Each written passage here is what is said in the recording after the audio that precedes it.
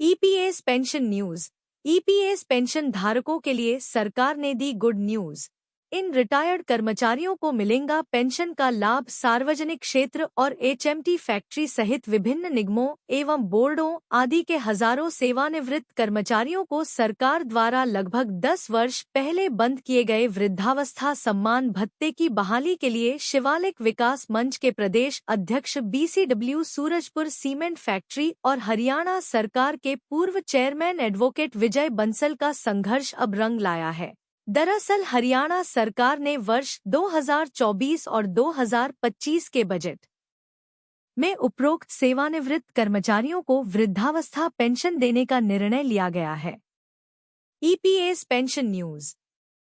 वहीं एडवोकेट विजय बंसल ने बताया कि करीब 10 साल पहले राज्य सरकार ने शहीद प्रदेश के हजारों कर्मचारियों, खासकर कालका विधानसभा क्षेत्र सहित पंचकुला जिले की एचएमटी फैक्ट्री के सेवानिवृत्त कर्मचारियों को बुढ़ापा पेंशन देना बंद कर दिया था, जबकि उक्त कर्मचारियों को किसी भी प्रकार बुढ़ापा पेंशन नहीं दी गई थी। वहीं जिन वरिष्ठ नागरिकों को सरकारी या गैर सरकारी पेंशन नहीं मिलती है और कर्मचारी भविष्य निधि से केवल नाममात्र का लाभ मिलता है, उन्हें वृद्धावस्था सम्मान भत्ते का लाभ लेने से बाहर रखा गया है, जबकि उक्त कर्मचारियों को ईपीएफ की आधी पेंशन 3,000 रुपये प्रति माह मिलती है। राज्य के हजारों बुजुर्ग लोगों को मिलेगा लाभ। EPS pension news.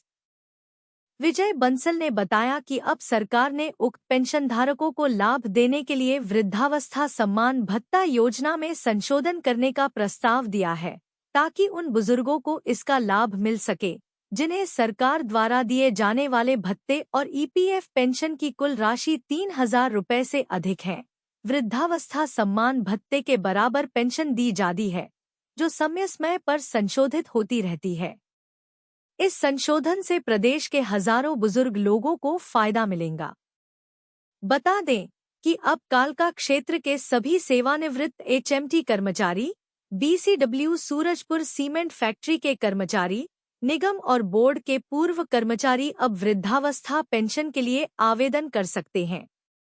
कई बार विभाग के मंत्रियों और अधिकारियों को दिया गया ज्ञापन। EPS pension news. Vijay Bansal ने बताया है कि एचएमटी कर्मचारियों के कर्मचारी भविष्य निधि कोष में कटौती की जाती थी और बदले में उन्हें पेंशन के रूप में 1.5 रुपये से लेकर 2,000 रुपये तक नाममात्र का ब्याज मिलता था। इसके अलावा एचएमटी के कई कर्मचारी ऐसे हैं जिनके पास भविष्य निधि में पैसा नहीं था। उन्हें न तो ईपीएफ ब्याज मिल रहा था और न ही सरकारी वृद्धावस्था पेंशन मिल रही थी। वे भारी आर्थिक संकट से गुजर रहे थी। एचएमटी कई कर्मचारी अपनी पेंशन का इंतजार करते करते इस दुनिया को अलविदा कह चुके हैं। यहाँ बुजुर्गों और बच्चों के लिए भी रोजगार का कोई साधन उपलब्ध नहीं है।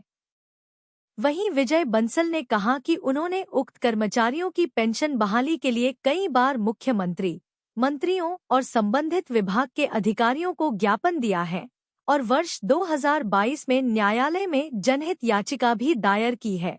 आखिरकार उन्हें उनका अधिकार मिल ही गया। क्या ईपीएफओ के नए कैलकुलेशन नियम घटा देंगे पेंशन?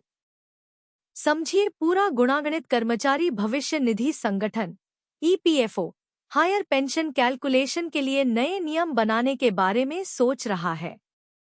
इसके कारण कर्मचारी पेंशन स्कीम यानी ईपीएस 95 के मेंबर्स के लिए पेंशन घटने की आशंका है। इसमें 30 से 40% की कमी आ सकती है। पेंशन कैलकुलेशन का यह नियम प्रोरेटा बेस्ड है। कर्मचारी पेंशन स्कीम ईपीएस 95 के आवेदकों को झटका लग सकता है। मीडिया रिपोर्टों से पता चलता है कि ईपीएफओ हायर पेंशन कैलकुलेशन के लिए नए नियम पर विचार कर रहा है। प्रोरेटा कैलकुलेशन पर आधारित ये नियम ईपीएस 95 मेंबर्स के लिए पेंशन में संभावित रूप से 30 से 40% की कमी ला सकते हैं।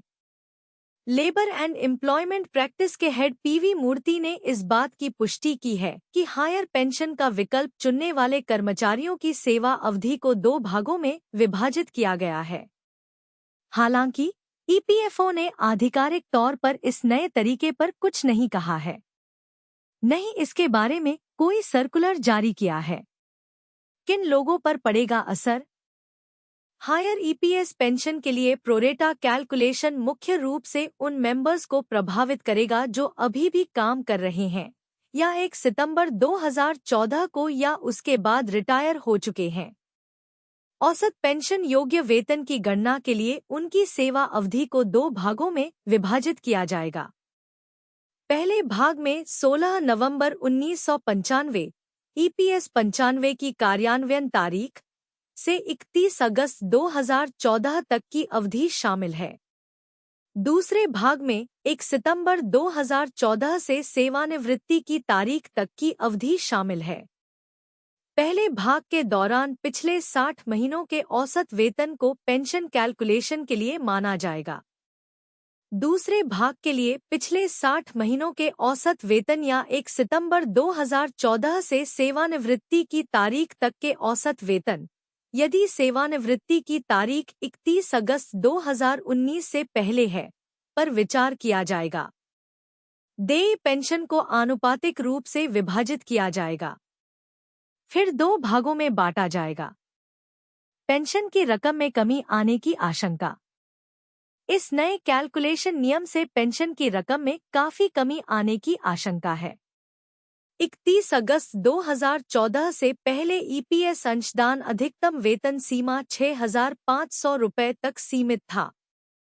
1 सितंबर 2014 से अधिकतम ईपीएस अंशदान बढ़ाकर 15,000 रुपये कर दिया गया। नए सदस्य नए वेतन सीमा तक योगदान कर सकते हैं, जबकि पुराने सदस्यों के पास अपने वास्तविक वेतन के आधार पर हायर कंट्रीब्यूशन की खातिर आवेदन के लिए एक सीमित विंडो थी। इससे कानूनी लड़ाई हुई। आखिरकार यह लड़ाई देश की सबसे बड़ी अदालत में पहुंच गई। सुप्रीम कोर्ट ने पुराने सदस्यों के पक्ष में फैसला सुनाया। उन्हें हायर ईपीएस पेंशन के लिए आवेदन करने की अनुमति दी। हालांकि प्रोरेटा कैलकुलेशन रूल से पेंशन राशि घटने की आशंका है, चूंकि सितंबर 2014 से पहले वेतन कम था। लिहाजा ज्यादातर लोगों के लिए पहली अवधि में औसत पेंशन योग्य वेतन बहुत कम होने के आसार हैं। अगर इस कम पेंशन योग्य वेतन को प्रोरेटा आधार पर अंतिम ईपीएस पेंशन कैलकुलेशन में शामिल किया जाता है तो यह कुल पेंशन को 30% से 40% तक कम कर देगा। क्या हो सकता है कैलकुलेशन रूल में बदलाव का कारण? ईपीएफओ का यह नजरिया सुप्रीम कोर्ट के आदेश की भावना के विपरीत लगता है। शीर्ष अदालत ने कहा था कि 2014 के विकल्प का प्रयोग करने के लिए लगाई गई कट ऑफ अवधि अमान्य थी। फैसले ने सभी पात्र सदस्यों के हायर पेंशन के लिए आवेदन करने के अधिकार को बहाल कर दिया। पीवी मूर्ति का मानना है कि हायर पेंशन कैलकुलेशन के लिए ईपीएफओ की ओर से अपनाया गया प्रोरेटा नजरिया सर्वोच्च न्यायालय के फैसले की भावना के अनुरूप नहीं है। ऐसा लगता है कि ईपीएफओ के वर्तमान कदम की मंशा पेंशन कैलकुलेशन नियम में बदलाव करके पेंशन राशि को अप्रत्यक्ष रूप से कम करना है। यह ईपीएफओ कॉर्पस में अपर्याप्त धन के कारण हो सकता है। हायर पेंशन का विकल्प चुनने वाले सदस्य चिंतित हैं, क्योंकि उन्हें मिलने वाली वास्तविक पेंशन अपेक्षा से काफी कम हो सकती है। ईपीएफओ ने अभी तक नए कैलकुलेशन नियम को अधिसूचित नहीं किया है। यह महत्वपूर्ण है कि वह हायर पेंशन के लिए आवेदन करने वाले सदस्यों की चिंताओं का समाधान करे। अगर अधिसूचित होने पर नया तरीका सेवानिवृत्त लोगों को नुकसान में डालता है तो वे सुप्रीम कोर्ट सहित उपयुक्त कानूनी मंचों में इसे चुनौती दे सकते हैं।